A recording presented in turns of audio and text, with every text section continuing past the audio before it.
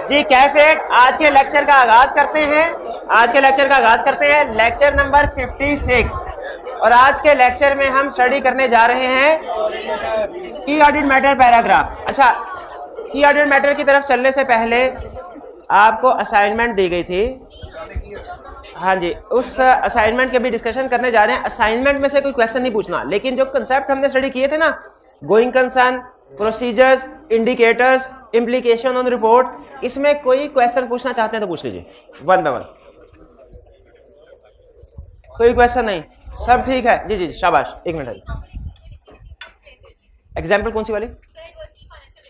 Adverse की financial ratios एक event या कंडीशन है जो कि डाउट क्रिएट करती है। एडवर्स की फाइनेंशियल रेशियो से मुराद है कि जो फाइनेंशियल रेशियोज है ना, वो नेगेटिव साइड पे जा रही हैं। जैसे एक है करंट रेशो। करंट रेशो आपको पता है ना, current assets divided by current liabilities. वो अगर पिछले कई सालों से डाउन जा रही हो, 2:1, 1.6:1, 1.2:1, 0.9:1 डाउनवर्ड जा रही है, इसका मतलब है ये एडवर्स है, रेशियोज एडवर्स हो रही है। ये गोइंग कंसर्न की तरफ इशारा कर रही है कि आपके एसेट्स कम है और लायबिलिटीज ज्यादा बढ़ रहे हैं। बिल्कुल नेट नहीं, ये एक एग्जांपल है ना। आगे जैसे ग्रॉस प्रॉफिट रेशो या नेट प्रॉफिट रेशो ये डिक्रीज हो रही हो। जैसे डेट इक्विटी रेशो ये एडवर्स हो रही हो, डेट की अमाउंट ज्यादा बढ़ रही है, इक्विटी की कम हो रही है। इसी तरह इंटरेस्ट कवरेज रेशो होती है, कभी पढ़ी आपने? Interest coverage ratio, interest coverage कि आप प्रॉफिट में से कितनी दफा इंटरेस्ट पे कर सकते हैं। पहले 6 टाइम्स था, अब 2 टाइम्स है, तो इसका मतलब है आहिस्ता आहिस्ता आपका प्रॉफिट इतना ज्यादा नहीं कि वो इंटरेस्ट की पेमेंट जो है वो ज्यादा कर सके। तो ये बहुत सी जब रेशियोज होती हैं, हम एनालिसिस करते हैं तो इकट्ठा करके देखते हैं। अगर जो अहम वाली रेशियोज है, जैसे ये जितनी रेशियो मैंने आपको बताई अहम है, ये एडवर्स साइड पे जा रही हो, तो हम कहते हैं ये एक इंडिकेशन है जो कि गोइंग कंसर्न की तरफ इशारा कर रही है। ठीक है जी। अगेन प्रैक्टिकली आपको बता दूं, एक आधी की रेशियो एडवर्स होने से कोई प्रॉब्लम नहीं होती। ज्यादा की रेशियोज अगर एडवर्स हो फिर गोइंग कंसर्न का इशू राइज होता है। लिक्विडेशन बेसिस या ब्रेकअप वैल्यू बेसिस, या जिसे हम अल्टरनेट बेसिस ऑफ काउंटिंग भी कहते हैं, या जिसे हम non going concern basis of counting भी कहते हैं। इसका मतलब यह है, देखिए मैनेजमेंट ने पहले असेस करना होता है स्टार्ट में फाइनेंशियल स्टेटमेंट्स बनाने से पहले कि बेसिस ऑफ काउंटिंग क्या होगी, गोइंग कंसर्न अजम्पशन एप्रोप्रिएट है कि नहीं, गोइंग कंसर्न एप्रोप्रिएट है कि नहीं। ये मैनेजमेंट ने हमने तो बाद में करना है, पहले मैनेजमेंट ने असेस करना है। किस वक्त? फाइनेंशियल स्टेटमेंट्स बनाते वक्त। अगर गोइंग कंसर्न अजम्पशन एप्रोप्रिएट है, यानी मैनेजमेंट अगले 12 महीने, कंपनी अगले 12 महीने चलेगी, तो फाइनेंशियल स्टेटमेंट्स बनती हैं गोइंग कंसर्न बेसिस के ऊपर, यानी रूटीन के मुताबिक, करंट नॉन करंट की क्लासिफिकेशन के साथ, और फिक्स एसेट्स को कॉस्ट पे, एसेट्स और लायबिलिटीज जो है वो कॉस्ट पे रखते हैं। लेकिन अगर गोइंग कंसर्न नॉट एप्रोप्रिएट हो, नॉट एप्रोप्रिएट का मतलब क्या है कि अगले 12 महीने के अंदर अंदर कंपनी बंद हो जाएगी, तो फिर financial statements going concern basis पे नहीं बनती, फिर बनेगी नॉन गोइंग कंसर्न बेसिस पे, जिसे अल्टरनेट बेसिस ऑफ काउंटिंग भी कहते हैं, जिसे लिक्विडेशन बेसिस ऑफ काउंटिंग भी कहते हैं, लिक्विडेट हो रही है ना कंपनी, जिसे ब्रेकअप वैल्यू बेसिस भी कहते हैं, क्योंकि सब खत्म हो रहा है। तो इसीलिए इस बेसिस में, नॉन गोइंग में, फिर फाइनेंशियल स्टेटमेंट में हम करंट और नॉन करंट की कोई क्लासिफिकेशन नहीं करते, क्योंकि सारा कुछ करंट हो जाता है, 12 महीनों के अंदर ही सेटल हो जाना सारा कुछ। और फिर एसेट्स को भी और लायबिलिटी कॉस्ट पे नहीं, बल्कि जो उनकी मार्केट वैल्यू है उसके ऊपर शो करवाया जाता है। तो इसलिए ध्यान में रखिए, ये जो basis of counting going concern होगी कि नॉन गोइंग कंसर्न होगी, इसका परवेसिव इफेक्ट है फाइनेंशियल स्टेटमेंट में, ये ध्यान में रखिएगा, इसका परवेसिव इफेक्ट होता है फाइनेंशियल स्टेटमेंट। क्लियर हो गया? अच्छा, एक स्टूडेंट ने क्वेश्चन पूछा था, उसने कहा सर केस स्टडी में हम ये तो आइडेंटिफाई करने के काबिल हैं कि इस केस स्टडी में कोई ऐसा इवेंट या कंडीशन तो नहीं जो गोइंग कंसर्न को इफेक्ट कर रहा हो, ये आइडेंटिफाई करने के काबिल है, बता भी देंगे। लेकिन क्या क्वेश्चन में हमसे वो ये जजमेंट करवाएगा कि बताओ इस सिचुएशन में गोइंग कंसर्न एप्रोप्रिएट है या नहीं है? क्या ये जजमेंट, ये फैसला हमने खुद करना होगा केस में? याद रखें, नहीं करना होगा। आपसे जो भी केस स्टडी, आप जितने भी गोइंग कंसर्न के क्वेश्चन देखेंगे ना, या आपसे प्रोसीजर पूछेगा कि बताओ ये इवेंट या कंडीशन सामने आ गया है, इसको एड्रेस करने के लिए क्या प्रोसीजर है, एडिशनल प्रोसीजर, वो पूछेगा। या आपसे पूछेगा ये केस स्टडी है, इसमें इवेंट या कंडीशन आइडेंटिफाई करो, या आपसे इंपैक्ट ऑन रिपोर्ट पूछेगा। जब इंपैक्ट ऑन रिपोर्ट पूछेगा, 100% कंफर्म है, आपको खुद से बताएगा कि गोइंग कंसर्न एप्रोप्रिएट है या नहीं है, या मटेरियल अनसर्टेनिटी एग्जिस्ट। यानी नॉर्मली क्वेश्चन में क्या होता है भला, एक जो मैक्सिमम क्वेश्चन है ना, एक बड़ा क्वेश्चन, उसमें उसने केस स्टडी दी होती है, नीचे 3 पार्ट होते हैं। पार्ट ए में कहता है कि इस केस स्टडी में बताइए कौन से इवेंट्स या कंडीशंस हैं, आइडेंटिफाई द इवेंट्स या condition which may cast doubt on entity's ability to continue as going concern. यानी केस स्टडी में सारी इंफॉर्मेशन दे दी, पहली रिक्वायरमेंट में क्या कह रहा है कि मुझे इवेंट्स या कंडीशन आइडेंटिफाई करके दो। हमने देखना होगा लिस्ट जो पढ़ी हुई है हमने, और देखना होगा उस लिस्ट में से कौन कौन सा इवेंट या कंडीशन इस केस स्टडी में आ रहा है, वो आइडेंटिफाई कर देंगे। पार्ट बी में कहेगा बताइए क्या प्रोसीजर परफॉर्म करेंगे, what procedure would you perform to confirm whether entity is a going concern, what procedure would you perform to confirm whether material uncertainty exist. ठीक है, तो ये क्या आपने बताना है, ये कंफर्म करने के लिए कि मटेरियल अनसर्टेनिटी एग्जिस्ट करती है कि नहीं करती, कंफर्म करने के लिए गोइंग कंसर्न अजम्पशन एप्रोप्रिएट है कि नहीं, कौन से प्रोसीजर होते हैं, एडिशनल प्रोसीजर। फिर तीसरी रिक्वायरमेंट जब होगी ना, वो आपसे ये नहीं कहेगा बताओ इस सिचुएशन में रिपोर्ट के ऊपर इम्पैक्ट क्या आएगा, ना ना ना, ये नहीं पूछेगा, बल्कि क्या पूछेगा, अगर आप प्रोसीजर पार्ट बी में जो प्रोसीजर परफॉर्म किए हैं, परफॉर्म करने के बाद इस नतीजे पे पहुंचते हैं कि going concern assumption not appropriate है, तो बताइए इंपैक्ट ऑन रिपोर्ट क्या होगा। अगर आप ये प्रोसीजर परफॉर्म करने के बाद इस नतीजे पे पहुंचते हैं कि गोइंग कंसर्न अजम्पशन एप्रोप्रिएट तो है लेकिन मटेरियल अनसर्टेनिटी एग्जिस्ट करती है, रिपोर्ट पे क्या इफेक्ट, वो आपको सेशन पहले बताएगा फिर पूछेगा। हाँ, एक क्वेश्चन ऐसा था जिसमें उसने क्या किया, ये प्रोसीजर पूछ लिए, इवेंट्स कंडीशन पूछ ले, प्रोसीजर पूछ ले, और फिर कहा what shall be impact on audit report in this situation. इसमें हमने क्या खुद जज करना था कि मटेरियल शाबाश सारी पॉसिबिलिटीज को डिस्कस कर देना था कि अगर प्रोसीजर परफॉर्म करने के बाद हम इस नतीजे पे पहुंचते हैं कि गोइंग कंसर्न अजम्पशन एप्रोप्रिएट है, तो अनमोडिफाइड ओपिनियन हम कहते हैं कि जी appropriate but material uncertainty exist, तो unmodified plus paragraph going concern uncertainty का। और अगर हम इसलिए यानी सारी सिचुएशन को डिस्कस करना था, खुद से आप जजमेंट नहीं लगा सकते, ना वो एग्जामिनर आपसे रिक्वायर करेगा कि गिवन इंफॉर्मेशन से बताइए कि ये एप्रोप्रिएट है या नहीं है, ये आपको खुद बताएगा, पक्की बात है। क्लियर हो गया मेरे भाई क्वेश्चन? और की क्वेश्चन पूछना चाहते हैं? इनएबिलिटी टू ऑब्टेन फाइनेंसिंग, भाई पता चला सैलरीज नहीं पे की इस महीने, 2 महीने की सैलरी पे नहीं की, बिजली के बिल पे नहीं किए और पैसे नहीं है, बैंक से लोन लेने की बात चल रही है लेकिन बैंक ने रिफ्यूज कर दिया, यह है inability to obtain finance. Suppliers changing the terms, इसका मतलब क्या है, हम जिसे उधार माल खरीदते थे उसने कहा भाईजान पहले 2 महीने की पहली पेमेंट आपकी पेंडिंग है, अब आपको उधार माल नहीं बेचना, मजीद माल चाहिए ना, पैसा लेके आए, अब क्रेडिट की बजाय कैश टर्म्स पे बात होगी आपसे। ये समझ आ गया? एरियर या डिसकंटिन्यूएशन डिविडेंड का मतलब क्या है कि डिविडेंड पे नहीं कर पा रहे, एरियर का मतलब डिक्लेयर कर दिया पे नहीं कर पा रहे, और नॉन पेमेंट का मतलब डिक्लेयर ही नहीं कर रहे। लिस्टेड स्टॉक एक्सचेंज की लिस्टिंग रेगुलेशन में है, अगर एक कंपनी 3 साल तक डिविडेंड पे नहीं ना करती उसके खिलाफ इन्वेस्टिगेशन शुरू हो जाती है, तो कर क्या रहे हैं, प्रॉफिट किधर जा रहा है। ठीक है, तो अगर डिविडेंड पे नहीं कर रही कोई कंपनी, क्यों नहीं पे कर रही होगी, प्रॉब्लमेटिक सिचुएशन में, प्रॉफिट है फिर भी डिविडेंड पे नहीं कर रही, प्रॉब्लम। और अगर प्रॉफिट नहीं है वो डायरेक्ट गोइंग कंसर्न की कंडीशन है, और अगर प्रॉफिट है और डिविडेंड पे नहीं कर रही ये भी गोइंग कंसर्न की कंडीशन है, क्योंकि इसका मतलब यह है ये काउंटिंग एडजस्टमेंट कर रहे हैं, प्रॉफिट जो आ रहा है ना काउंटिंग पॉलिसी वगैरह चेंज इस तरह की एडजस्टमेंट से आ रहा है, वरना असल में कैश होता तो डिस्ट्रीब्यूट ना करते थे।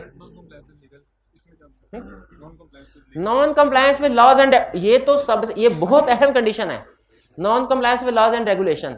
देखिए एक है non compliance with debt covenant, loan agreement की नॉन कंप्लायंस करना। अब मुझे बताइए आईएमएफ से लोन लिया, आईएमएफ ने कहा कि भाई ये टैक्स ज्यादा लगाए, पेट्रोल की कीमत बढ़ाएं, हम कहते हैं नहीं बढ़ाते, आईएमएफ क्या कर, लोन नहीं देगा, गोइंग कंसर्न डाउट, और अगर लोन दिया हो कहेगा वापस करो, है नहीं तो क्या करेंगे फिर, बैंकरप्सी वाली कंडीशन, डाउट आ गया ना। अगर हमें अल्टरनेट सोर्स चाइना से सप्लाई ना है, अल्टरनेट से फाइनेंस अरेंज ना हो तो पाकिस्तान तो गया। उसी तरीके से कंपनी में भी अगर कल खुद सवाल पूछ के खुद ही डिटेल कर रहा था, तू भी बोला था 3 बने, 1 2 3, तो 2 तरह की वायलेशन होती है केस स्टडीज में, एक होगी लोन एग्रीमेंट की और एक होगी किसी लीगल रिक्वायरमेंट की। दोनों का इफेक्ट सेम है कि अगर लोन एग्रीमेंट की वायलेशन, दोनों गोइंग कंसर्न को अफेक्ट कर रही है। डेट कोविनेंट की वायलेशन की ना, बैंक कहेगा भाई अच्छा मेरी कंडीशन लगाई थी नहीं पूरी की, लाओ पैसे वापस, ये भी गोइंग, पैसे नहीं है तो गोइंग कंसर्न इशू। और अगर लॉ की वायलेशन की तो गवर्नमेंट लाइसेंस कैंसिल कर देती है, गवर्नमेंट वो बिजनेस बंद कर देती है, ये भी गोइंग कंसर्न, ये ज्यादा सीवियर इशू है गवर्नमेंट वाला। ठीक है। लेकिन एग्जाम में जब कभी आपसे कहें ना डेट की वायोलेशन हुई है या गवर्नमेंट रेगुलेटरी एक्शन है, आपने इसे गोइंग कंसर्न की तरफ इंडिकेशन के तौर पे लेके डिसीजन के ऊपर नहीं पहुंचना। गोइंग कंसर्न नॉट एप्रोप्रिएट, बल्कि क्या कहना इवेंट्स या कंडीशन है which may cast doubt on going concern, confirm additional procedure के बाद होगा। क्लियर हो गया? ये दोनों एग्जाम्पल आपने एक पूछी थी, मैंने दो बता दी। एक कौन सी पूछी थी आपने? लीगल रिक्वायरमेंट्स की, और मैंने डेट एग्रीमेंट की भी समझा दी, क्योंकि दोनों मिलते जुलते हैं और इफेक्ट सेम है, गोइंग कंसर्न पे डाउट क्रिएट होता है। और कोई क्वेश्चन? जी मेरे भाई।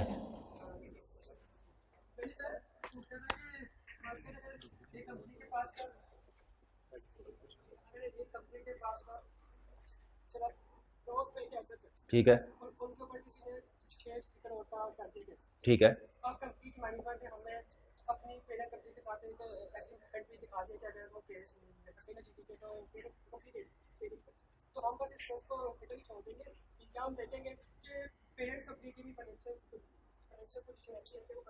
शाबाश शाबाश शाबाश।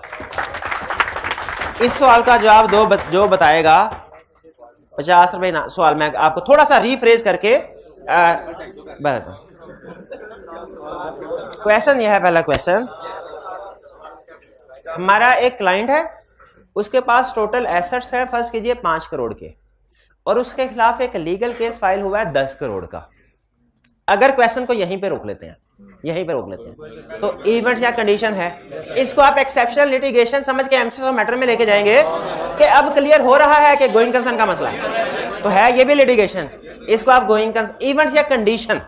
उन्होंने कहा सर ये इवेंट या कंडीशन है, इस पे हमने एडिशनल प्रोसीजर परफॉर्म क्या कर सकते हैं, क्या कर सकते हैं बताइए। एक मिनट हारे, 1 2 3 4 1 जी मेरे भाई बताए। लोन एग्रीमेंट देखेंगे, शाबाश बिल्कुल ठीक है। और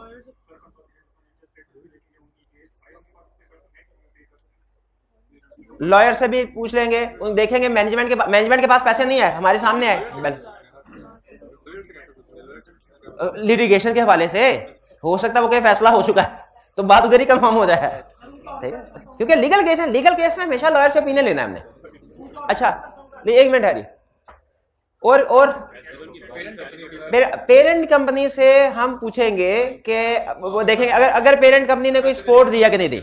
एक मिनट है, एक होता है इंटेंशन, एक होता है एबिलिटी, ये दो लफ्ज याद रखिएगा, इंटेंशन और एबिलिटी। हमने एज ऑडिटर दोनों देखना है। इंटेंशन क्या, इस दफा 5 पेपर पास करूंगा, एबिलिटी है कि नहीं, एबिलिटी है कि नहीं, ये भी देखना चाहिए ना। सिर्फ इनकी इंटेंशन पे डिसीजन थोड़ी कर लेंगे, और कोई नहीं बोलेगा। होल्डिंग कंपनी की इंटेंशन है कि जरूरत पड़ने पे अगर इनके खिलाफ केस का फैसला आया तो हम इनको पैसे लोन के तौर पे दे देंगे, ये हमने एग्रीमेंट देख लिया, और कोई नहीं बोलेगा। ये होल्डिंग कंपनी ने सब्सिडी के साथ ये एग्रीमेंट किया हुआ था, हमने मजीद कोई प्रोसीजर परफॉर्म करना क्या नहीं, और कोई नहीं बोलेगा। 3 दफा कह चुका हूं, फिर कहते हैं सर मैंने कुछ नहीं कहा, मेरी तरफ ना है जी। उनकी एबिलिटी भी देखे कैसे, उनकी फाइनेंशियल स्टेटमेंट्स देखेंगे, उनकी वर्थ कितनी है, शाबाश, उसके बाद इस नतीजे पे पहुंचेंगे। शाबाश। तो बिल्कुल जब हमने वैल्यूएशन करनी है, जब हमने इसकी वैल्यूएशन करनी है, सबसे पहले अगर इवेंट या कंडीशन आए हमने एडिशनल प्रोसीजर परफॉर्म करने हैं, ये पक्की बात। उस एडिशनल प्रोसीजर में जहां पे हम ये देखेंगे अगर होल्डिंग कंपनी ने कोई फाइनेंसिंग अरेंजमेंट का एग्रीमेंट किया हुआ जरूरत के वक्त, तो वो एग्रीमेंट तो पढ़ना ही पढ़ना हुआ कि नहीं हुआ, जुबानी कलामी थोड़ी। या उसके बाद एबिलिटी ऑफ होल्डिंग कंपनी भी देखनी है कि उनके पास अपने भी इतने एसेट, ये तो नहीं खुद अपने हालात से भी ज्यादा पतले हों और वो कह रहे हो नहीं जरूरत पड़ने पे आपको हम फाइनेंस प्रोवाइड करते, वो भी देखना। और अगर हमें लगता है कि जी उनकी एबिलिटी ऐसी नहीं है कि वो रीपे कर सकेंगे, इसका मतलब है इस एग्रीमेंट की कोई हैसियत नहीं है, स्टिल अनसर्टेनिटी एग्जिस्ट कर रही है। क्लियर हो गया जी? जी एक्सेप्शन, अगर कोई लिटिगेशन है एग्जाम में कैसे डिफरेंशिएट करेंगे कि वो एमसीएस मैटर में जाएगी कि गोइंग कंसर्न में, कल बताया था। क्वेश्चन में अगर आपको कोई एडिशनल इंफॉर्मेशन नहीं देता, सिर्फ लिटिगेशन की बात करता है, वो एमसीएस मैटर है। लेकिन अगर साथ में एडिशनल इस तरह की इंफॉर्मेशन दे देता है कि कंपनी के पास सफिशिएंट एसेट्स नहीं है, या अगर केस कंपनी के खिलाफ आया तो कंपनी वाइंड अप हो सकती है, जब इस तरह की एडिशनल इंफॉर्मेशन दे तो फिर हमने गोइंग कंसर्न की तरफ लेके जाना है। जब स्टैंडर्ड इंफॉर्मेशन दे तो फिर एक्सेप्शनल लिटिगेशन की तरफ। क्लियर हो गया? अब अगला सवाल मेरा, मेजर डेटर बैंकरप्ट हो गया, ये कैसे पता चलेगा कि इसे ये रन के बाद इसे सब्सिक्वेंट इवेंट है एम्सिस ऑफ मैटर पे की तरफ लेके जाना है कि गोइंग कंसर्न की तरफ लेके जाना है? एक मिनट, क्योंकि जी हाँ शाबाश, अगेन वही कंसेप्ट देखेंगे एडिशनल इंफॉर्मेशन उसने दिया कि नहीं दी। अगर तो सिर्फ उसने इतनी को इंफॉर्मेशन दिया है मेजर डेटर, तो फिर वो सब्सिक्वेंट इवेंट है एम्सिस ऑफ मैटर की तरफ जाएगा। लेकिन अगर उसने आगे कोई परसेंटेज कि टोटल सेल्स का 40%, 50%, 60%, 70%, फिर गोइंग कंसर्न। क्लियर हो गया मेरे भाई जी? क्या हाँ रूटीन नेचर की, लेकिन मैंने आपको बताया था एग्जाम में जो भी लिटिगेशन आएगी वो एक्सेप्शनल जरूर है, एक्सेप्शनल जरूर है। आपने आगे ये डिसाइड करना है कि ये एक्सेप्शनल है कि गोइंग कंसर्न को भी इफेक्ट कर रही है, सिर्फ एक्सेप्शनल है कि गोइंग कंसर्न को भी इफेक्ट, ये देखना है। प्रैक्टिकली बताया था आपको कि प्रैक्टिकली छोटे मोटे केसेस चलते रहे हैं कंपनी के खिलाफ, वो फिर हमारा एमसीस मैटर नहीं होता, वो हम कहते हैं रूटीन के जाने दो, की ऑडिट मैटर में डालना है तो डाल दो, एमसीस मैटर रूटीन के केसेस में नहीं डालते।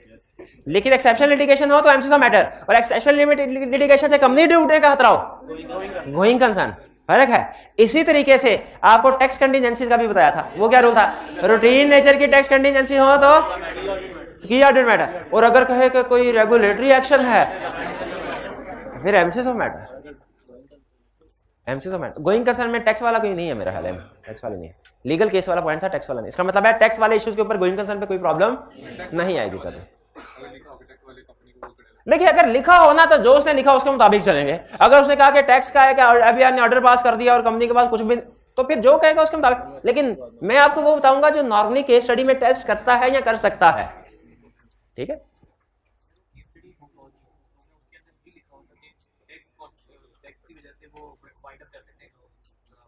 टैक्स की वजह से वाइंड अप कर सकता है? नहीं नहीं नहीं भाई, आपने शायद किसी जगह पे पढ़ा, मुझे क्लास के बाद दिखा दीजिएगा आपने किस जगह पे पढ़ा है। भाई का पॉइंट ऑफ व्यू है कि शायद उन्होंने किसी जगह पे ये पढ़ा है कि टैक्स इश्यूज की वजह से कंपनी वाइंड अप हो सकती है, मेरा नहीं ख्याल के कहीं पे ये हो। लेकिन देखिए जैसे भाई का अगर वो क्वेश्चन में इस तरह की बात लिख दे तो वाइंड अप कर देंगे, तो फिर इसका मतलब है गोइंग कंसर्न की तरफ लेके जा रहे हैं, हम ले जाएंगे उस सूरत में। लेकिन नॉर्मली ऐसे होता नहीं, और ना ही मैंने टैक्स के ऊपर कोई इस तरह का क्वेश्चन देखा है, मुझे दिखा दीजिएगा जी। देखिए परसेंटेज कितने डेटर की बात हुई ना, अगर साथ में एडिशनल इंफॉर्मेशन दे दे, उसका कोई बेंचमार्क नहीं है। स्टैंडर्ड ने सिर्फ एक परसेंटेज जो है वो बताई हुई है, 5% ऑफ प्रॉफिट। बाकी इसके अलावा जितनी परसेंटेजेस है ना वो जजमेंट की बेस पे हम उसे क्लासिफाई करते हैं। तो अगर आप मेरे से पूछे ना सर डेटर बैंकरप्ट हो गया, साथ में परसेंटेज दी है, तो कितने परसेंट पे उसको गोइंग कंसर्न की तरफ लेके जाना है और कितने परसेंट में नहीं लेके जाना, तो स्टैंडर्ड मैंने लिखा वो आपकी जजमेंट है। आप नॉर्मली जो भी परसेंटेज हो उसे गोइंग कंसर्न की तरफ ले जाए, ठीक है? हाँ, अच्छा एक और जगह पे भी परसेंटेज बताई, लेकिन वो भी स्टैंडर्ड में नहीं बताई हुई। वो याद है वो कंफर्मेशन में डिसएग्रीमेंट एक्सेप्शन रेट 15% बताया है, वो भी मैंने शायद उस वक्त भी बताया था, स्टैंडर्ड ने नहीं बताई हुई। वो हमने पास्ट ऑर्डर के सोल्यूशन से निकाली हुई है कि इससे कम पे आई कैप कहता है ये लो है, और जब इससे ज्यादा हो जाए तो आई कैप का सोल्यूशन कहता है ये हाई है, ठीक है जी? एक मिनट जी।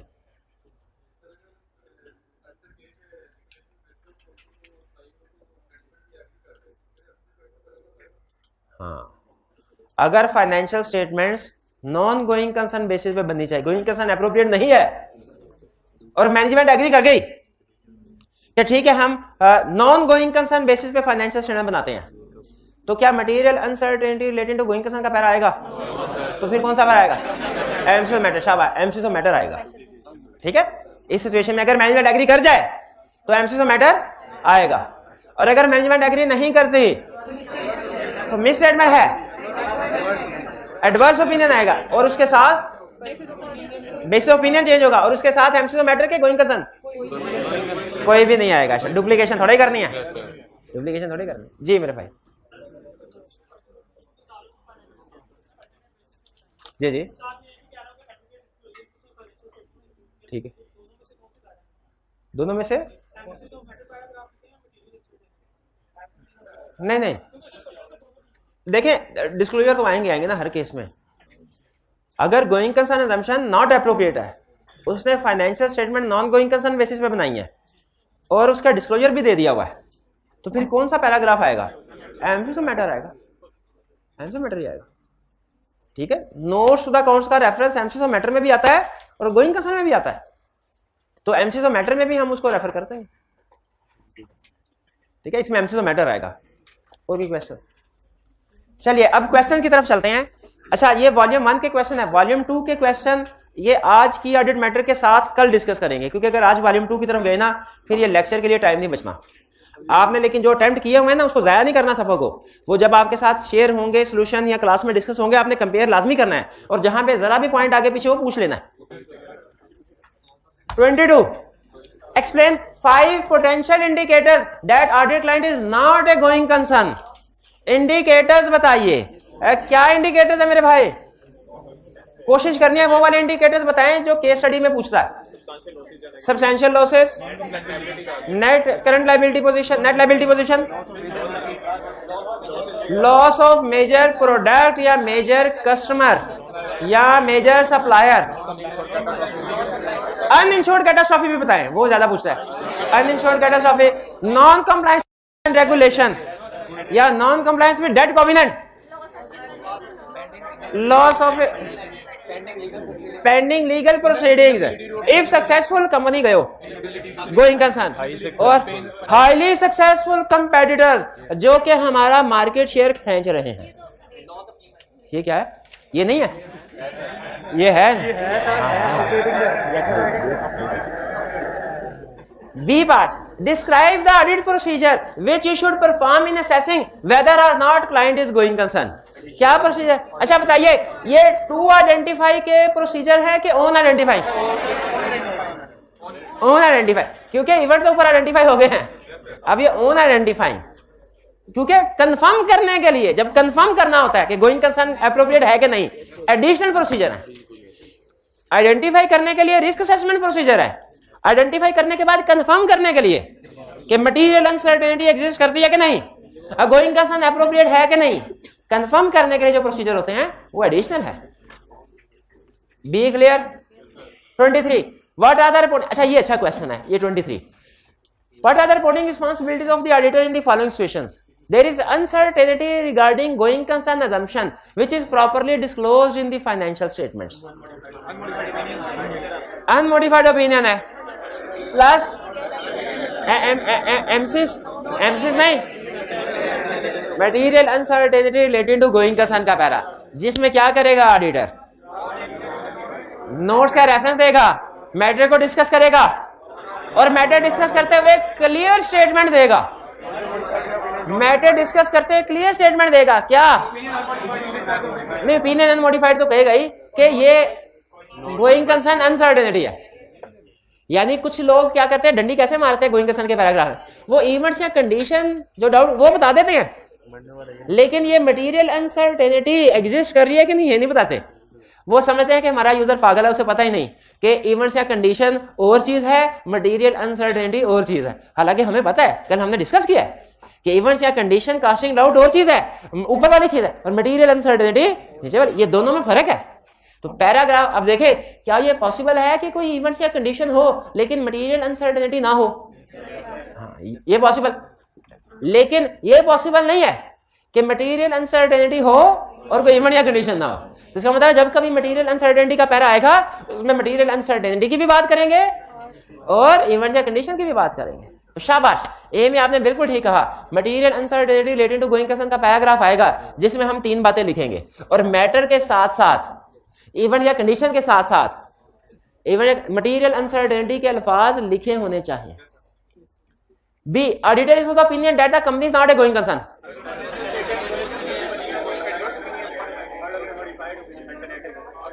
एक मिनट हारिए, अब देखिएगा स्टूडेंट कैसे फेल होते हैं। जी मेरे भाई, कौन बताएगा? अब बताएं।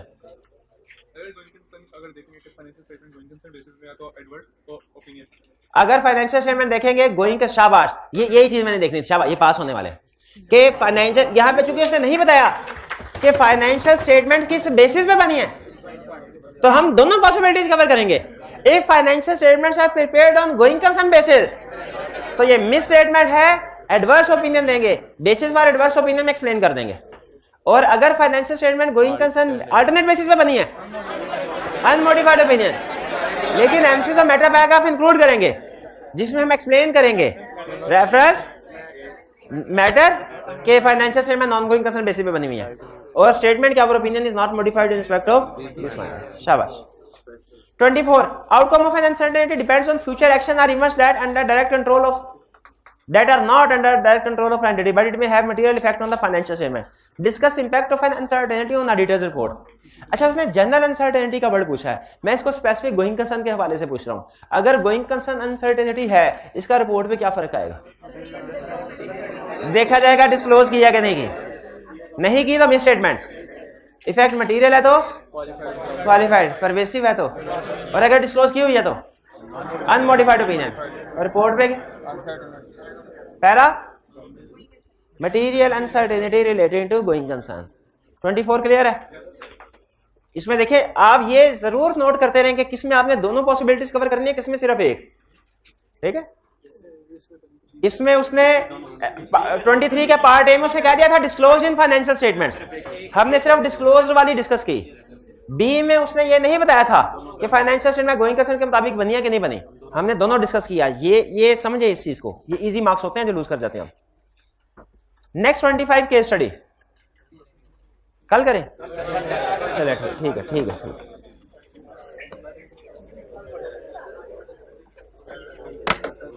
अच्छा मुझे ये बताइए, अभी तक इस पूरे चैप्टर का थीम क्या चल रहा है?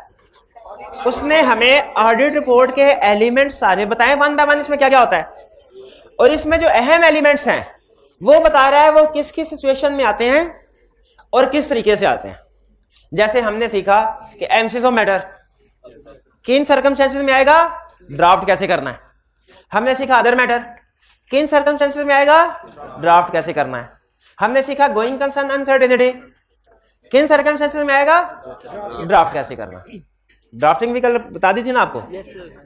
उसी तरीके से अब हम अपना लास्ट एलिमेंट रिपोर्ट का डिस्कस कर रहे हैं, अहम जो एग्जाम पॉइंट हो, की ऑडिट मैटर। इसमें काम की दो ही चीजें हैं, काम छोटी मोटी चीजें और भी, जैसे एमसीक्यू मैटर में भी छोटे मोटे कंसेप्ट अदर मैटर में भी थे, गोइंग कंसर्न में भी थे, काम की चीजें लेकिन दो ही होंगी। क्या? की ऑडिट मैटर किन सर्कमस्टेंसेस में आएगा और ड्राफ्टिंग कैसे होगी। क्या ड्राफ्टिंग का क्वेश्चन हमसे पूछ सकता है? ड्राफ्टिंग बिल्कुल, देखें वो इंपैक्ट ऑन रिपोर्ट भी पूछ सकता है, ड्राफ्टिंग भी पूछ सकता है।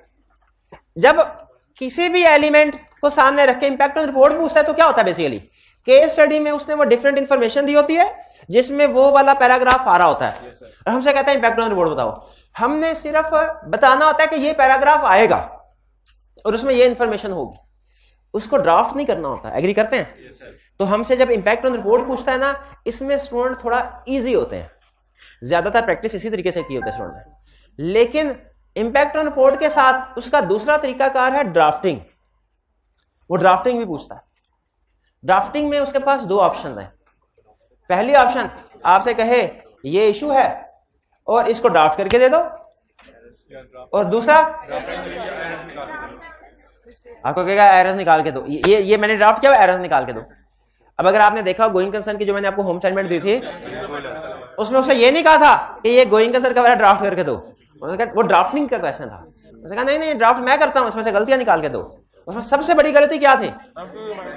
बड़ी गलती हेडिंग से नहीं उसने, और उसने गोइंग कंसर्न की बजाय एमसीएस ऑफ मैटर दिया था। मिस स्टेटमेंट थी शायद लेकिन उसने ओपिनियन अनमोडिफाइड दिया था। बिल्कुल बिल्कुल ठीक, बिल्कुल ठीक। अच्छा अब चलिए एक मिनट पॉज कीजिएगा। तो कहां पे थे हम? की ऑडिट मैटर। तो उसी तरीके से की ऑडिट मैटर हम स्टार्ट करेंगे ना, जैसे वो क्वेश्चन हर कल डिस्कस हो जाएगा। की ऑडिट मैटर में भी हम इसी तरीके से सीखेंगे। छोटे छोटे कंसेप्ट्स हैं इसमें, काम की चीजें जो असल एग्जाम पॉइंट ऑफ व्यू से ना वो दो ही हैं। नंबर 1 किन सिचुएशंस में की ऑडिट मैटर आएगा, और नंबर 2 हमने इसकी ड्राफ्टिंग कैसे करनी है। अब स्टार्ट करते हैं।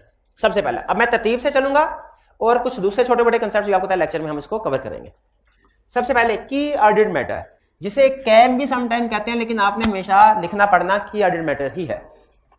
सेक्शन इन रिपोर्ट, ये असल में है क्या चीज? की ऑडिट मैटर है। ये आज से कोई 4-5 साल पहले ऑडिट रिपोर्ट में नहीं होता था। यानी 150 साल हो गए, कभी किसी ने नहीं सोचा कि इसको भी ऑडिट रिपोर्ट का हिस्सा होना चाहिए। लेकिन रिसेंटली ऑडिट प्रोफेशन पे ऑडिटर जो काम करता था ना, उसके ऊपर क्वेश्चन मार्क आना शुरू हो गए कि ऑडिटर तो सिर्फ साइन करता है, ये कोई काम तो नहीं करता। तो ऑडिटर ने आईफैक्ट ने कहा अच्छा, एक्सपेक्टेशन गैप बढ़ा है, लोग समझते हैं ऑडिटर काम नहीं करता, सिर्फ साइन करता है और पैसे ले लेता है, हालांकि ऑडिटर इतना काम करता है। आइंदा से हम जो ऑडिटर काम करता है वो भी रिपोर्ट में बताएंगे, जनरल पब्लिक को पता चले कि हम जिस कंक्लूजन पे पहुंचे हैं ना, बैठे बिठाए नहीं पहुंच गए, बल्कि हमने मेहनत की है, हमने काम किया है, हमने प्रोसीजर परफॉर्म किया है। तो पहला डिसीजन ये हुआ कि ऑडिटर जो प्रोसीजर परफॉर्म करता है, जो बड़े बड़े प्रोसीजर उसने परफॉर्म किए हैं, वो बताने चाहिए शेयर होल्डर्स को। बिल्कुल ऐसे है जैसे आपके वालिदैन को सिर्फ आपका रिजल्ट नहीं पता चलना चाहिए, बल्कि उस रिजल्ट के पीछे आपने जो मेहनत की है वो भी पता चलना चाहिए। अगर खुदा न खास्ता फेल है तब भी, और अगर पास है तब भी, घर वालों को पता चलना चाहिए कितनी मेहनत आती है इसमें। उसी तरीके से चाहे अनमोडिफाइड ओपिनियन चाहे वो एक अलग बात है, लेकिन ऑडिटर ने जो भी प्रोसीजर परफॉर्म किए हैं वो पता चलना चाहिए। आप लोग इससे एग्री करते हैं?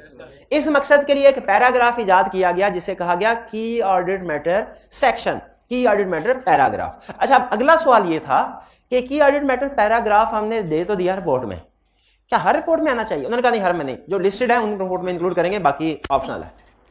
अहम क्वेश्चन ये था, क्या की ऑडिट मैटर में हम ऑडिटर का हर प्रोसीजर लिखें? डेफिनेटली अगर हर प्रोसीजर लिखते ना तो ऑडिट रिपोर्ट भी 1000 सफों की हो जाती। हर प्रोसीजर नहीं लिखते, तो फिर क्या करना चाहिए? कौन से? सिग्निफिकेंट भी बहुत से प्रोसीजर हो जाते हैं। हमने मोस्ट सिग्निफिकेंट जो प्रोसीजर परफॉर्म किए होते हैं वो इंक्लूड करने चाहिए। जैसे ड्यूरिंग द ईयर, वैसे तो हमने हर एरिया पे काम किया, लेकिन इंपेयरमेंट ऑफ फिक्स एसेट्स इसने हमें बड़ा तंग किया, इसमें हमें बहुत ज्यादा एफर्ट इसके ऊपर लगाना पड़े, तो हम क्या करेंगे? इसको की ऑडिट मैटर में इंक्लूड कर सकते हैं। जैसे रीवैल्यूएशन ने बड़ा तंग किया, जैसे डेफर्ड टैक्स की वेरिफिकेशन ने बड़ा तंग किया। तो इस तरह के प्रोसीजर जो जैसे टैक्स कंटिजेंसीज जो थी बहुत ज्यादा थी, जैसे रिलेटेड पार्टी ट्रांजैक्शन बहुत ज्यादा थी। अब देखिए, रिलेटेड पार्टी आपने एमसीएस मैटर में पढ़ा? रिलेटेड पार्टी पढ़ा एमसीएस मैटर में? कौन पढ़ा गया है? मैंने तो नहीं पढ़ाया। रिलेटेड पार्टी एमसीएस मैटर के एग्जांपल में रिलेटेड पार्टी तो नहीं था, अदर मैटर में था, गोइंग कंसर्न में था। तो इसका मतलब है कि लेकिन इसको वेरीफाई करना मुश्किल होता है ना? कैसे पता चला मुश्किल होता है? वो transaction outside normal course of business, वो transaction not on arm length basis, वो procedure if unidentified related parties are identified. खुद बताए सारे प्रोसीजर आसान थे। तो अगर रिलेटेड पार्टी के हवाले से प्रोसीजर परफॉर्म किए हों की ऑडिट मैटर में बता देने चाहिए कि नहीं? इन शॉर्ट, पूरे ऑडिट में हमने जितने भी प्रोसीजर परफॉर्म किए, इनमें जो टॉप 2 या टॉप 3 प्रोसीजर्स हैं, टॉप 2-3 एरियाज के प्रोसीजर, वो हम की ऑडिट मैटर में इंक्लूड करेंगे। लेकिन याद रखें, जिस तरह एमसीएस मैटर में उसने एक नसीहत की थी ना कि एक्सेसिव यूज ना करना इसका, ये ना हो कि एक रिपोर्ट के अंदर 3-3, 4-4 एमसीएस मैटर पैराग्राफ 5-5 आ रहे हैं। नहीं, उसी तरह यहां पे भी कह रहा है कि की ऑडिट मैटर जो है इनको रीजनेबल रखना है, तादाद को 2 कर लो, 3 कर लो, ज्यादा दिल करे 4 कर लो। ये नहीं कि आपने 10-12 एरियाज के ऊपर की ऑडिट मैटर इंक्लूड कर दिया, ठीक है? क्योंकि की ऑडिट मैटर में लफ्ज की अहम है, इसका मतलब है हर ऑडिट की जो प्रॉब्लम है, मैटर है, यहां पे नहीं आएगा। कौन से आएंगे? जो मोस्ट सिग्निफिकेंट। और मोस्ट सिग्निफिकेंट कितने होते हैं? 3, 2, 3, कभी कभी 4, ठीक है? एक दफा के 2 साल पहले एक बॉडी ने रिसर्च की, उसने, क्योंकि ये भी रिसेंटली आया ना, तो आईफैक भी रिसर्च कर रहा है इसके ऊपर, इसका आउटकम के ऊपर। तो पता चला कि जो लिस्टेड कंपनीज की फाइनेंशियल स्टेटमेंट में की ऑडिट मैटर रिपोर्ट हो रहे हैं ना, वो एवरेज तकरीबन 2.6 पैराग्राफ की एवरेज बनती है एक ऑडिट रिपोर्ट में। यानी ज्यादातर 2 और 3 के दरमियान में की ऑडिट मैटर्स दिए जा रहे हैं प्रैक्टिस में एक रिपोर्ट के अंदर। एक रिपोर्ट के अंदर नॉर्मली कितने की ऑडिट मैटर देते हैं? लेकिन याद रखें, ये एवरेज 2.6 आपको पता है एवरेज कैलकुलेट होती है। इसमें कुछ ऐसी भी कंपनीज थे जिनके 5 भी हो सकते हैं, और कुछ ऐसी भी कंपनीज थे जिनका कोई की ऑडिट मैटर था ही नहीं, तो भी हो सकते हैं। क्लियर हुई बात? अच्छा, एक और आपको बात बता दूं जो स्टैंडर्ड में क्लियरली नहीं लिखी हुई। एमसीएस ऑफ मैटर और की ऑडिट मैटर में एक फर्क ये है कि एमसीएस ऑफ मैटर यूजर के लिए जो अहम चीज है ना, सब्सटेंशियल, वो है, और की ऑडिट मैटर जो ऑडिटर के लिए सब्सटेंशियल है, वो है। यानी की ऑडिट मैटर सोचते हुए हमने देखना है ऑडिटर के लिए कौन सी चीज ज्यादा मसले वाली है, और एमसीएस ऑफ मैटर में हमने देखना है यूजर्स के लिए कौन सी। हम इस वक्त फिलहाल की ऑडिट मैटर डिस्कस कर रहे हैं। तो सबसे पहला क्वेश्चन, अच्छा आपको एक यहीं पे एक टेक्निकल क्वेश्चन पूछूं, क्या बता सकते हैं कि की ऑडिट मैटर और की ऑडिट मैटर सेक्शन में क्या फर्क है? हाँ, की ऑडिट मैटर सेक्शन एक पूरा पैराग्राफ है, की ऑडिट मैटर इसके अंदर इंडिविजुअल मैटर्स है, इंडिविजुअल मैटर, यानी रिपोर्ट में की ऑडिट मैटर सेक्शन एक ही होगा, जो उसके अंदर की ऑडिट मैटर्स हैं वो एक से ज्यादा भी हो सकते हैं, वो 2 भी हो सकते हैं, 3 भी हो सकते हैं, 4 भी हो सकते हैं। अच्छा, पहला कंसेप्ट ये है कि ऑडिट मैटर सेक्शन रिपोर्ट में कब आएगा? क्या? की ऑडिट मैटर सेक्शन कहता है ये लिस्टेड कंपनीज के लिए रिक्वायर्ड है, लिस्टेड कंपनी की ऑडिट रिपोर्ट में लाजमी आएगा, लिस्टेड कंपनी की ऑडिट रिपोर्ट में लाजमी आएगा, accept in disclaimer of opinion. लेकिन लिस्टेड कंपनी में अगर डिस्क्लेमर ऑफ ओपिनियन एक्सप्रेस कर रहे हैं फिर नहीं आएगा। क्यों? अच्छा, सवाल पूछा ना क्यों, अभी खुद ही जवाब देगा, जवाब दे 50 रुपए इनाम दूंगा। क्यों? क्यों? सोचे। क्वेश्चन ये है, स्टैंडर्ड कहता है लिस्टेड कंपनी की ऑडिट रिपोर्ट में की ऑडिट मैटर सेक्शन जरूर आएगा, लेकिन जब डिस्क्लेमर ऑफ ओपिनियन देगा ना लिस्टेड कंपनी पे फिर नहीं आएगा। एक मिनट, वन बाय वन। अच्छा, ऐसे एक से ज्यादा बताएंगे तो फिर किसी को भी प्राइज नहीं मिलेगा।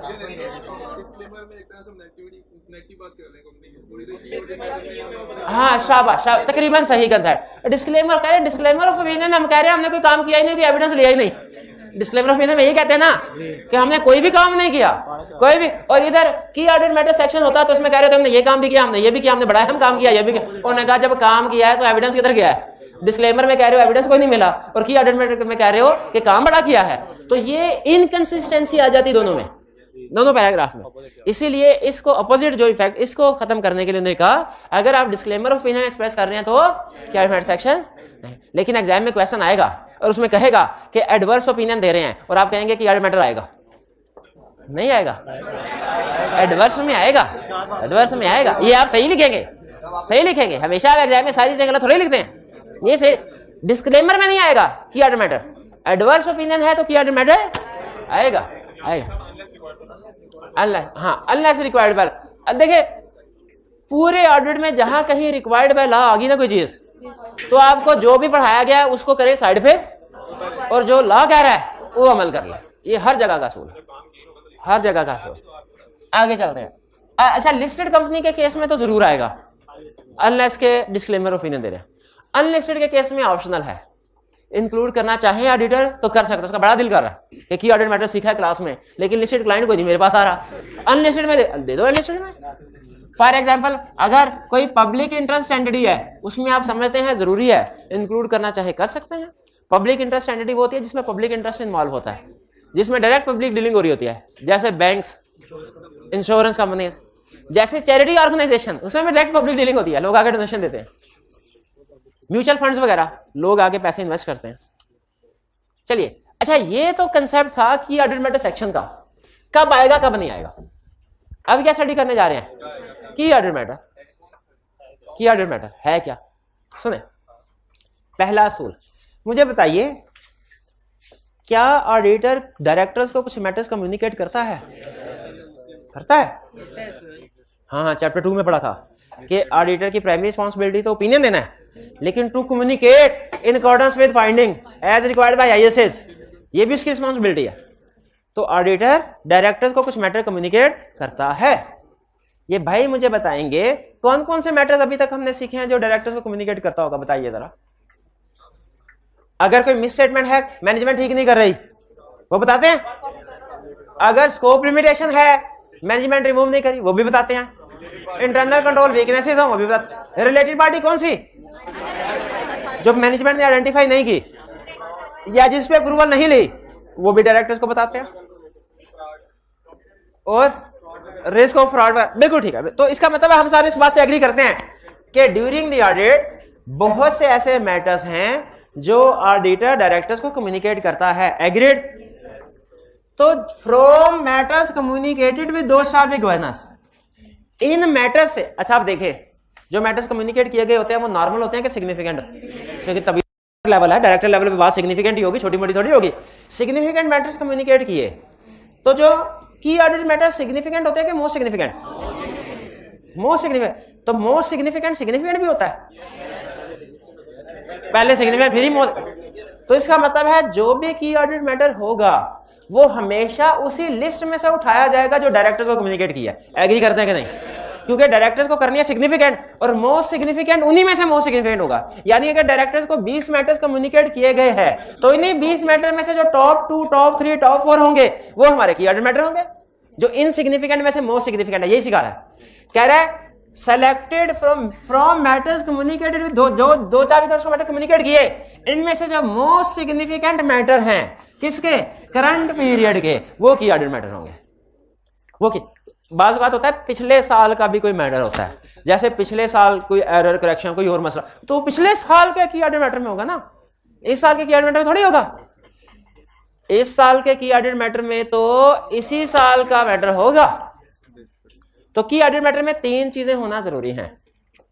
मोस्ट सिग्निफिकेंट पहले नहीं है, पहले मैटर्स कम्युनिकेटेड विद दो गवर्नेंस, फिर उसमें से मोस्ट सिग्निफिकेंट, और फिर होना भी करंट पीरियड का चाहिए, करंट पीरियड का चाहिए। यानी बात बात आपको पता है ना, हम पिछले साल का एविडेंस यूज कर लेते हैं तो करंट पीरियड। बात बात ऐसा भी होता है, ये हमारे स्कोप से बाहर है। हमारा जो आखिरी क्लाइंट मेरे आर्टिकल्स के बाद हर मैनेजरियल लेवल पे जब जॉब की, उसमें जो आखिरी मेरी जॉब थी ना, वो एक हॉस्पिटल था, और उस हॉस्पिटल का ऑडिट रिक्वायर्ड नहीं होता, उसका ऑडिट नहीं होता था। लेकिन गवर्नमेंट चेंज, आपको पता है हर आने वाली गवर्नमेंट की ख्वाहिश होती है पिछली गवर्नमेंट का कोई ना कोई स्कैंडल उठाए। तो उन्होंने क्या कहा, उन्होंने हमारी फर्म से कॉन्टैक्ट किया।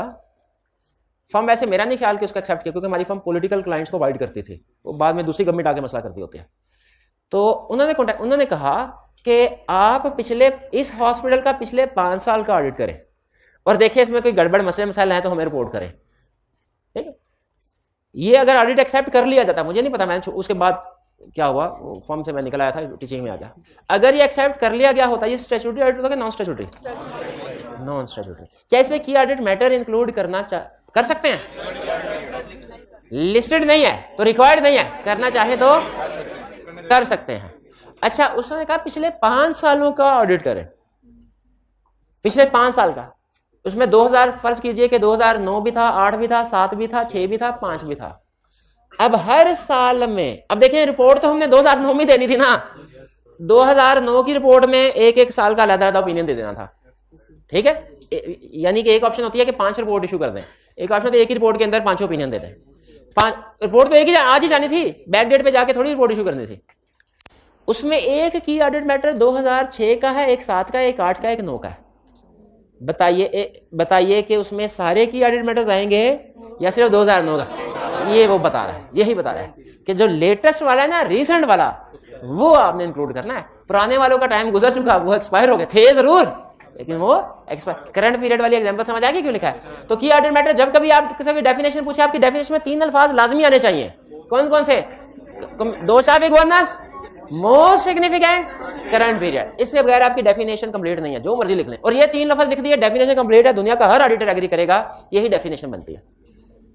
क्लियर हो गया? अच्छा, आगे चलते हैं। की ऑडिट मैटर, अब हमने आपको बताया 2 चीजें सीखनी है। क्या? कैसे डिटरमिन करें कोई मैटर की ऑडिट मैटर है कि नहीं, और ड्राफ्ट कैसे करें। डिटरमिन कैसे करें, ड्राफ्ट कैसे करें, नो प्रॉब्लम। कहता है आपने कुछ फैक्टर कंसीडर करने हैं, इन फैक्टर्स को सामने रख के डिसाइड करेंगे। इन फैक्ट आपको पता है स्टैंडर्ड नॉर्मली चीजें ऑडिटर की जजमेंट पे छोड़ता है, लेकिन जजमेंट कुछ फैक्टर्स पे डिपेंड कर रही होती है। जैसे उसने सिखाया था सफिशिएंट एप्रोप्रिएट ऑडिट एविडेंस क्या होगा, उसने कहा ऑडिटर की जजमेंट पे डिपेंड करता है, लेकिन उसने कहा जजमेंट भी हवाई नहीं होगी, ये फैक्टर्स पे। ये ना सिक्का छाल के कहीं हेड आया तो एविडेंस सफिशिएंट है, टेल आया तो सफिशिएंट नहीं है। उन्होंने कहा ये भी जजमेंट है एक तरह से, लेकिन ये प्रोफेशनल जजमेंट नहीं है। प्रोफेशनल जजमेंट हमेशा कुछ फैक्टर्स पे डिपेंड कर रही होती है। तो की ऑडिट मैटर क्या है, उसने कहा ये ऑडिटर की जजमेंट पे छोड़ते हैं हम, क्योंकि कुछ पता नहीं किस ऑडिटर को क्या प्रॉब्लम लगे।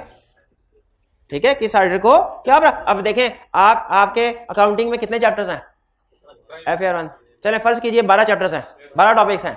अब मैं इनसे पूछूं, हो सकता है इनके लिए कोई और चैप्टर मोस्ट सिग्निफिकेंट हो, इनसे पूछूं हो सकता है इनकी मेहनत किसी और चैप्टर्स पे लगी हो, तो हालांकि सिलेबस एक ही है, फाइनेंशियल स्टेटमेंट वही है, हो सकता है एक ऑडिटर के लिए कोई और एरियाज मोस्ट सिग्निफिकेंट है, दूसरे ऑडिटर के लिए कुछ और है, तो उसने जजमेंट में छोड़ा। लेकिन जजमेंट भी फैक्टर्स पे डिपेंड करती है। उसने कहा ये नहीं एकड़ बकड़ बम्बे वो करके कोई ये चैप्टर की मैटर ये नहीं, ऐसे नहीं। देखो किस चैप्टर्स में रिस्क ऑफ मिस स्टेटमेंट ज्यादा है, कौन सा chapter exam point of view से ज्यादा अहम है, किस चैप्टर में आपको समझने के लिए ज्यादा प्रैक्टिस करना पड़े, है? वो की ऑडिट मैटर होंगे।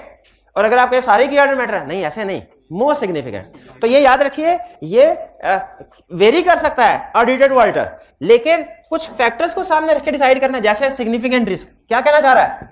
जिन एरियाज में सिग्निफिकेंट रिस्क होगा की ऑडिट मैटर हो सकते हैं, अगर बाकी कंडीशन भी पूरी हो। जिन एरियाज में सिग्निफिकेंट जजमेंट्स और अनसर्टेनिटी इन्वॉल्व होगी की ऑडिट मैटर हो सकते हैं। जो significant events occur during the period है वो की ऑडिट मैटर हो सकते हैं। Significant event occur during the period. अच्छा ये एमसीक्यू मैटर में नहीं पढ़ा था?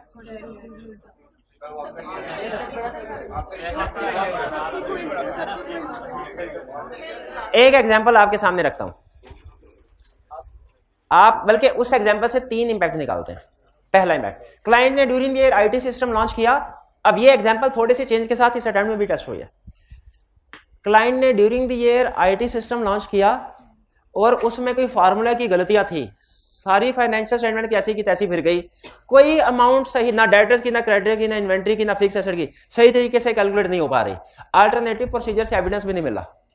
ये क्या है? Scope limitation effect, pervasive opinion, disclaimer. Clear? अच्छा दूसरा, ड्यूरिंग द ईयर एसेट्स को आग लगी और जो नुकसान हुआ मैनेजमेंट ने रिकॉर्ड कर लिया। एमसीक्यू मैटर पढ़ा था हमने, ड्यूरिंग द ईयर की एग्जांपल भी थी एमसीक्यू मैटर में। Major disaster affecting entities financial position, financial position को अफेक्ट कर रहा है। अच्छा अगर during the year IT system launch किया, हमें बड़ी ही मेहनत करना पड़ी उसकी ट्रांजैक्शन को वेरीफाई, लेकिन हो गई वेरीफाई, हो गई वेरीफाई, लेकिन बड़ी मुश्किल से हुई। क्या ये सिग्निफिकेंट इवेंट है? ये हालांकि फाइनेंशियल स्टेटमेंट को इफेक्ट नहीं कर रहा, लेकिन सिग्निफिकेंट इवेंट है। अगर फाइनेंशियल स्टेटमेंट को इफेक्ट कर रहा होता ना तो फिर एमसीक्यू मैटर, यहां पे की ऑडिट मैटर। ठीक है, लेकिन बहरहाल अगर किसी जगह पे आपको लगे ना कि कोई एग्जांपल ऐसी आई कि आपने दे दी ना एमसीक्यू मैटर में लिखी हुई है ना की ऑडिट मैटर में, जजमेंट लगानी है तो वहां पे जजमेंट लगा दें, जजमेंट लगा दें। बेहतर है की ऑडिट मैटर में ले जाएं इस तरह की सिचुएशन को। जो नई सिचुएशन आती है ना और वो एमसीक्यू मैटर में भी नहीं है, उधर मैटर में भी नहीं है, वो गोइंग कंसर्न में भी नहीं है, वो मिस स्टेटमेंट में नहीं है, स्कोप लिमिटेशन में नहीं है, किधर फिट कर दें? ठीक है, इसका क्राइटेरिया थोड़ा सा रिलैक्स है, लेकिन याद रखें शर्तें पूरी होनी चाहिए। क्या? डायरेक्टर्स को जरूर कम्युनिकेट किया हो, डायरेक्टर को जरूर कम्युनिकेट किया। मोस्ट सिग्निफिकेंट करंट पीरियड भाई क्लियर। कॉम्प्लेक्सिटी सब्जेक्टिविटी क्या कह रहा है?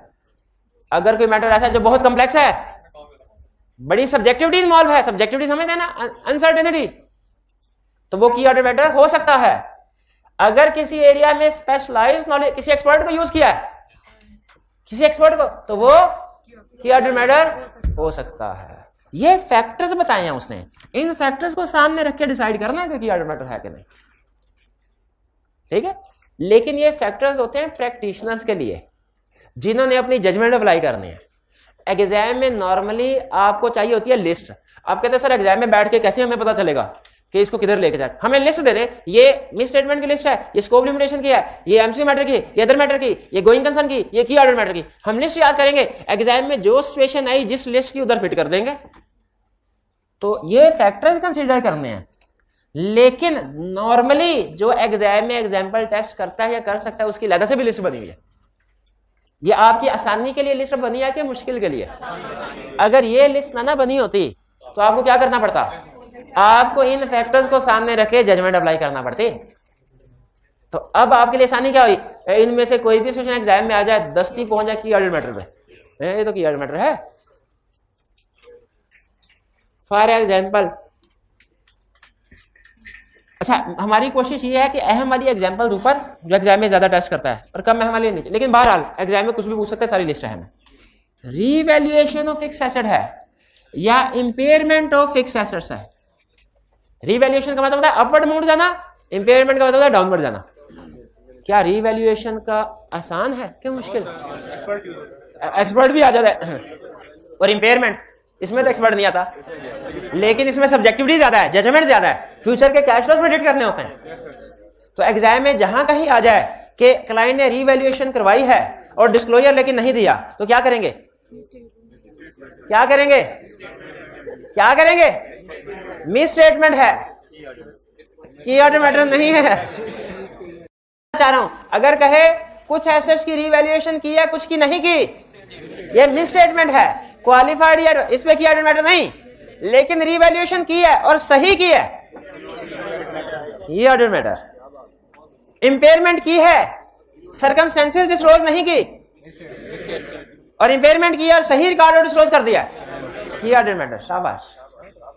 फिर इसके बाद न्यू अकाउंटिंग स्टैंडर्ड्स। जब न्यू अकाउंटिंग स्टैंडर्ड आ गया, मटेरियल फैक्ट है, क्या करेंगे? कर दिया, सारा कुछ सही किया हुआ। New accounting standards, emphasis of matter. ये इसका ये क्या है? ये चेंज इन फ्रेमवर्क या पॉलिसी। नया अकाउंटिंग स्टैंडर्ड आ गया, वो एम्फेसिस मैटर। एग्जिस्टिंग स्टैंडर्ड में कोई रिक्वायरमेंट चेंज हो गई, वो की ऑडिट मैटर। ये आपको बताया था ना उधर कि ये न्यू अकाउंटिंग स्टैंडर्ड और चीज है, चेंज इन अकाउंटिंग पॉलिसी और चीज है। तो ये चेंज इन अकाउंटिंग पॉलिसी हो तो की ऑडिट मैटर आता है, और न्यू अकाउंटिंग स्टैंडर्ड हो तो इस पूरे, ये एग्जाम पॉइंट ऑफ व्यू से ना, और प्रैक्टिस में भी सबसे अहम चैप्टर में से एक चैप्टर समझा जाता है ऑडिट रिपोर्ट का। और इसमें की टू सक्सेस एक ही है, क्या भला? आपको हर सिचुएशन की लिस्ट याद होनी चाहिए। ये स्कोप लिमिटेशन है, ये मिस स्टेटमेंट है, ये एम्फेसिस मैटर की लिस्ट है, ये अदर मैटर की लिस्ट है, ये गोइंग कंसर्न की लिस्ट है, ये की ऑर्डर मैटर की। जिसको लिस्ट याद है ना, क्वेश्चन उसका क्लियर है, आसान। वो सिर्फ फिर थोड़ा सा फंसता है प्रोसीजर जब पूछ ले, वो प्रोसीजर पूछ ले, वरना बाकी रिपोर्ट के ऊपर इंपैक्ट उसका परफेक्ट हो जाता है कि रिपोर्ट पे क्या इंपैक्ट आएगा। एग्जाम में केस स्टडी में उसने पूछा ना रिपोर्ट पे क्या इंपैक्ट है, वो परफेक्ट हो जाएगी। लेकिन बाज़ औक़ात कहता है उससे पहले मुझे प्रोसीजर भी बताओ, सिचुएशन में क्या परफॉर्म करोगे। काउंटिंग पॉलिसी चेंज की, क्या प्रोसीजर परफॉर्म करोगे? सोचें एज ऑडिटर। प्रोसीजर पूछा, इंपैक्ट ऑन रिपोर्ट नहीं पूछा, की ऑर्डर मैटर भी नहीं बताना, प्रोसीजर पूछा है। देखेंगे, रीजन पूछेंगे मैनेजमेंट से, क्यों पॉलिसी चेंज की, क्या इससे true and fair view achieve हो रहा है, और फिर देखेंगे क्या इसकी एप्लीकेशन IFRS के मुताबिक की गई है, क्या डिस्क्लोजर दिए गए हैं, ये भी प्रोसीजर ही है। ये लिखें। तो प्रोसीजर पे आप बाज़ औक़ात फंस जाते हैं, लेकिन अगर लिस्ट याद होगी ना, इंपैक्ट ऑन रिपोर्ट आपका क्लियर है। फिर acquisition, disposal, restructuring of business unit. Business unit एक होता है एक एसेट को बेचना, एक होता है ग्रुप ऑफ एसेट को बेचना। ये जो एक्विजिशन या डिस्पोजल ऑफ फिक्स एसेट नहीं है, group of asset, business units. कोई सब्सिडरी बेच दे, सब्सिडरी बेच दे, तो कंसोलिडेटेड फाइनेंशियल स्टेटमेंट में वो की ऑर्डर मैटर है। ये सीफैप में पूछा था उसने। लेकिन अगर एक ही कंपनी हो, उसका आप पूरा एक डिपार्टमेंट, एक प्रोडक्ट है, पेप्सी वालों ने कहा आज के बाद हम एक्वाफिना नहीं बनाएंगे, सारे एसेट में एक आधा एसेट नहीं बेचे, एक आधा एसेट बेचे ना, वो की ऑर्डर मैटर नहीं होता, वो तो रूटीन है ना। ग्रुप ऑफ एसेट बेचे, की ऑर्डर मैटर है। या एक्वायर करें, तो मेजर एक्विजिशन हो, डिस्पोजल हो, या रीस्ट्रक्चरिंग ऑफ बिजनेस हो, ये क्या है? डेफर्ड टैक्स आसान है, प्रोविजंस, ग्रेचुटी, प्रोविजंस वगैरह पेएबल है, प्रोविजन आसान। अच्छा, ये प्रोविजन फॉर बैड डेट आसान होगी, लेकिन ये जो प्रोविजन फॉर रीस्ट्रक्चरिंग है, ये भी आसान है। ये रिस्क असेसमेंट में आएगा रीस्ट्रक्चरिंग की प्रोविजन। प्रोविजन वो जो होता है क्या क्या, जब फिक्स है, डिस्पोजल, डिसमेंटलिंग, डिसमेंटलिंग की प्रोविजन आसान है, उसकी काउंटिंग आसान है, उसको एस्टिमेट करना मुश्किल। 10 साल बाद क्या अमाउंट डिसमेंटलिंग की होगी, डिस्काउंट करने के लिए क्या डिस्काउंट रेट यूज करना है, ये भी चले, ये भी आसान है। प्रोविजन फॉर रिटायरमेंट बेनिफिट्स, अब बताएं, पेंशंस, चले आसान है भाई, मुझे तो मुश्किल लगता है, मैं तो ऑडिट करूंगा तो इसे की ऑर्डर मैटर में डालूंगा, चले ठीक है। लेकिन ये चूंकि आपको पता है ये कोई पक्की लिस्ट थोड़ी है, ये तो केस टू केस वेरी करते हैं, केस टू केस वेरी करते हैं। आपको हो सकता है डेफर्ड टैक्स मुश्किल लगते हो, मुझे हो सकता है IAS 2 मुश्किल लगता हो, मेरे लिए की ऑर्डर मैटर कुछ और है, आपके लिए कुछ और। हाँ, इन्वेंट्री में भी भाई, इन्वेंट्री ये नहीं FIFO LIFO, इन्वेंट्री में ये होता है अगर आपने सेल की विद ऑप्शन ऑफ रीपरचेज तो क्या होगा, अगर आप इन्वेंट्री को सेल करें बाय 1 गेट 1 फ्री ऑप्शन पे तो काउंटिंग कैसे होगी। इन्वेंट्री में भी बड़े मसले हैं, ये C5 लेवल पे पहुंचेंगे फिर पता चलेगा। अगर एक्सपर्ट या कंपोनेंट आइडिया को यूज किया किसी एरिया में तो मुश्किल था, इसीलिए दूसरों को बुलाया। टैक्स कंटीजेंसी, अच्छा इसके ऊपर तो ये तो गलत हो गया, सॉरी, एमसी मैटर नहीं देते।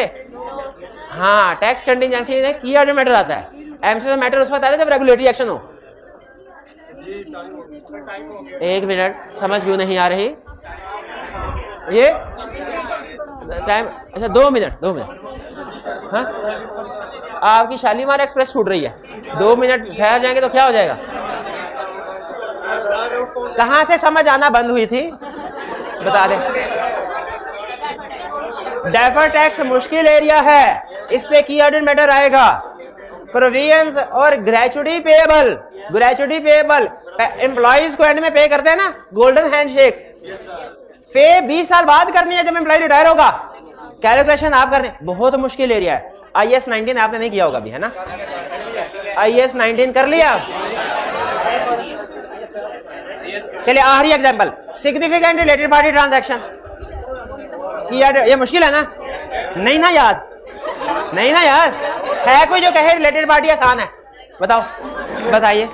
Transaction outside the normal course of business है, क्या प्रोसीजर परफॉर्म करने हैं? बता दे। हाँ जी, सबसे पहले देखना है रिलेटेड पार्टी इन्वॉल्व है कि नहीं। सबसे पहले देखेंगे रिलेटेड पार्टी इन्वॉल्व है। हाँ जी, अगर सर रिलेटेड पार्टी इन्वॉल्व हुई हाँ जी, तो हम 2-4 गवर्नर से तो फिर 2-4 गवर्नर से बात करेंगे। ये हाल है रिलेटेड पार्टी इन्वॉल्व। आखिरी कंसेप्ट आज का, इसके बाद छुट्टी। ये बताने से जरूरी था कि असाइनमेंट कर सके। कह रहे प्लस पॉसिबल है, प्लस पॉसिबल है, इसका मतलब क्या है? कह रहे इस पे पक्के ना हो जाना। अब मजे की बात सुनो, केस स्टडी एक दफा आई, उसने कहा कि रेवेन्यू एक एरिया है, ऑडिट में मोस्ट सिग्निफिकेंट है और डायरेक्टर्स को कम्युनिकेट भी किया है। बताओ की ऑडिट मैटर आएगा कि नहीं आएगा? स्टूडेंट ने कहा मैंने से एक चीज याद की है जो सर ने कही थी, ये देखा लेके आया। उसने कहा कहीं पे भी रेवेन्यू नहीं लिखा हुआ। उसने कहा की ऑडिट मैटर नहीं आएगा। कमेंट्स में उसने कहा भाई ये एग्जाम्पल्स हैं, रूल ऊपर दिखाया, रूल अहम होता है कि एग्जाम्पल्स? उसने कहा रूल क्या था? मोस्ट सिग्निफिकेंट क्वेश्चन में लिखा था कि नहीं? मोस्ट सिग्निफिकेंट लिखा था।